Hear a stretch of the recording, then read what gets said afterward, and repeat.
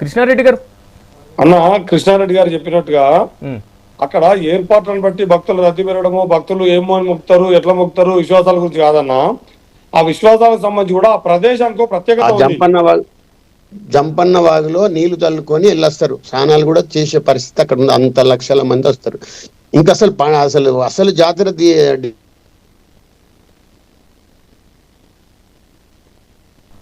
కృష్ణారెడ్డి గారు అన్న వారు చెప్పాలనుకున్న విషయాన్ని చెప్పకుండా ఇప్పుడు అభివృద్ధి అంటే అర్థం అన్న, అభివృద్ధి అంటేనే కాంక్రీట్ అనే పద్ధతి ఏతుందో అది తప్పన్న. మూల విరాట్ని కానీ మూల పురాతన ఇతిహాసం అంటే చారిత్రకమైనటువంటి అది ఒక వారసత్వం అన్న, మనకు వారసత్వ సంపద, విశ్వాసాలకు సంబంధించినటువంటి వారసత్వ సంపద. ఆ వారసత్వ సంపద సంబంధించి అక్కడ ఆ గద్దెలు కానీ ఆ గద్దెలు చుట్టూ ఉన్నటువంటి వాటిని కానీ ఆ వాతావరణము గతంలో ఎవరైతే వందల సంవత్సరాలుగా పోతున్నటువంటి వాళ్ళు, వంశపారంపర్యంగా పోతున్నటువంటి వాళ్ళు ఉన్నారో ఆ మూల అంటే ఇంతకుముందు పోయినప్పుడు దర్శించుకున్నప్పుడు ఏదైతే కనిపించేదో అది కనబడకుండా అయింది. ఏదైతే మేము సమ్మక్క సారక్కల దగ్గరికి వెళ్ళినప్పుడు ఏ ఫీల్ అయితే వచ్చేదో, సమ్మక్క సారక్కల దగ్గరికి వెళ్ళినప్పుడు అది కాకుండా వీళ్ళ ఆధారం అంటే చరిత్రలో వీళ్ళు ఎక్కువ కాలము చారిత్రక ఆధారణ కోసం పెట్టే రాతి కట్టడాలని ప్రాధాన్యత ఎక్కువ పెంచి ఆ గద్దెలకు సంబంధించి కానీ వాటి చుట్టూ పరిసరాలు ఉన్నటువంటి మొత్తం వాతావరణాన్ని ఒక ఆధ్యాత్మిక వాతావరణం ఉండాల్సినటువంటి ఒక రకంగా గిరిజన సాంప్రదాయాలతో ఉన్నటువంటి వాతావరణాన్ని మొత్తం దెబ్బతీసిరు అనేది భక్తుల అందరి ఆవేదన అన్న. ఇది భక్తుల ఆవేదన ఏంటంటే అక్కడ ఉన్నటువంటి ఒక ఆధ్యాత్మికమైనటువంటి లేదా గిరిజన సంస్కృతికి సంబంధించినటువంటి ఒక వారసత్వ సంపదని ఆ ఫీల్డ్ ఎప్పుడే చేసి అక్కడ అసలు విషయాన్ని అంటే కేవలము రాతి కట్టడాల్ని లేదా వీళ్ళ యొక్క పటాటోపా అభివృద్ధి పేరు మీద వీళ్ళ యొక్క పటాటోపాను చూసుకోవడం పేరు మీద అక్కడ ఉన్నటువంటి గిరిజన యొక్క సాంప్రదాయాల్ని దెబ్బతీసే విధంగా అక్కడ అభివృద్ధి జరిగినది భక్తుల ఆవేదన. అదేం కాదు, అట్లా ఏం జరగలేదు. అభివృద్ధి ఎమ్మడైనా వాస్తవంగా ఇప్పుడు మన లేటెస్ట్ గా అభివృద్ధి అంటేనే కాంక్రీట్, అభివృద్ధి అంటేనే స్టీల్, అభివృద్ధి అంటేనే సౌకర్యాలు కల్పించడానికి ఇన్ఫ్రాస్ట్రక్చర్ ఏమైనా ఏర్పాటు చేస్తే అది ఆ రూపంగానే ఉంటది. పవిత్రతకు భంగం కలగదు. భక్తులు అపవిత్రంగా భావించినప్పుడే అది అపవిత్రత అవుతుంది. అచంచలమైన విశ్వాసం సమ్మక్క సారలక్కల పట్ల. కానీ బాధాకరం ఏంటంటే వాళ్ళు చేసింది త్యాగం, కానీ మనం మూఢభక్తిగా కొలుస్తున్నాం. అదే బాధాకరం వాస్తవంగా. ఆ చరిత్రనే చెప్పే ప్రయత్నం చేయాలి భావితరాలకు కూడా. మనం వాళ్ళు ఎందుకోసం త్యాగం చేసిండు. కాకతీయులు కప్పం వేస్తే కప్పంని వ్యతిరేకించి వాళ్ళు యుద్ధం చేశారు, మేము కప్పం కట్టలేమని. ఆ విషయాలను ఈ కొత్త సమాజానికి చెప్పే ప్రయత్నం చేయాలి. మేధావులైనా, ప్రభుత్వమైనా, ఎవరైనా, ప్రతిపక్షాలైనా. ఆ త్యాగాన్ని గుర్తించబడతలేదు. అది మూఢనమ్మకంగా మారిపోయింది. అది బాధాకరం. భక్తులు ఎక్కువైనరు కానీ ఆ అసలు విషయాన్ని అక్కడ చెప్పడం జరుగుతలేదు. అంటే మీరు అన్నట్టు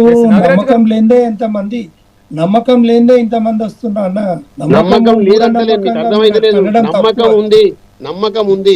పెద్దవారు మీరు మూఢ నమ్మకం అనడం అనేది మాట వెనక తీసుకుంటే బాగుంటది. ఎందుకంటే తప్పు అట్లా కాదు. ఆ పవిత్రతను, త్యాగాన్ని గుర్తించాలి. అది తెలివందే ఇంతమంది వస్తున్నారు.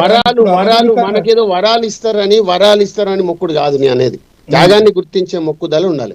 ఆ త్యాగాన్ని విశ్వాసాలకు సంబంధించినటువంటి చర్చ వెంకటరెడ్డి అన్న.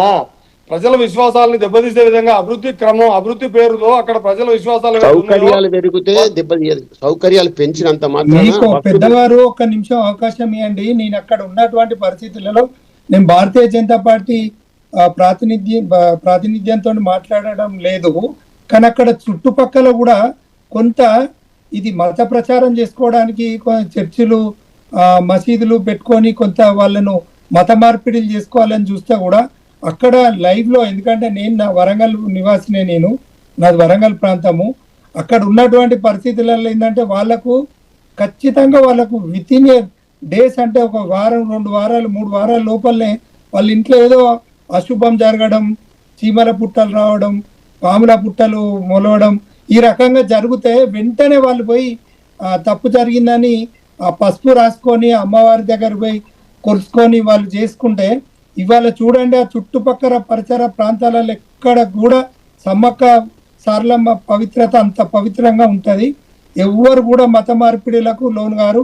ఖచ్చితంగా అది హిందూ జాతర, అది హిందువుల పవిత్ర జాతర. ఎందుకంటే మీరు అన్నట్టు కాకతీయులకు కప్పం కట్టకపోతే దాడి చేసిన విషయానికి భక్తికి సంబంధము ఉన్నదా లేదా పక్కకు పెడితే, అక్కడ వాళ్ళు ఆ ఏరియాను కాపాడుకొని వనదేవతలుగా వాళ్ళు ఇంకా ఒరిజినల్ స్టోరీస్ అన్నీ ఉన్నాయి. ఒక 2-3 టైప్స్ ఆఫ్ స్టోరీస్ చెప్తా ఉంటారు. బట్ ఏంటంటే అక్కడ మాత్రం ఖచ్చితంగా వాళ్ళు కోరుకున్న మొక్కులు ఖచ్చితంగా నెరవేరుతాయి. మేము కూడా మనం తెలంగాణ రాష్ట్రం సాధించుకోవడానికి ఉద్యమంలో అప్పుడు అనేక మార్లు మేము సమ్మక్క సారలమ్మ జాతర పోయి అడ్వకేట్లం, మేము మన న్యాయవాదులం ఖచ్చితంగా అక్కడ పోయి మొక్కుకున్నాం. మన తెలంగాణ రాష్ట్రం సాధించుకున్నాక కూడా అక్కడ అందరం కూడా మనం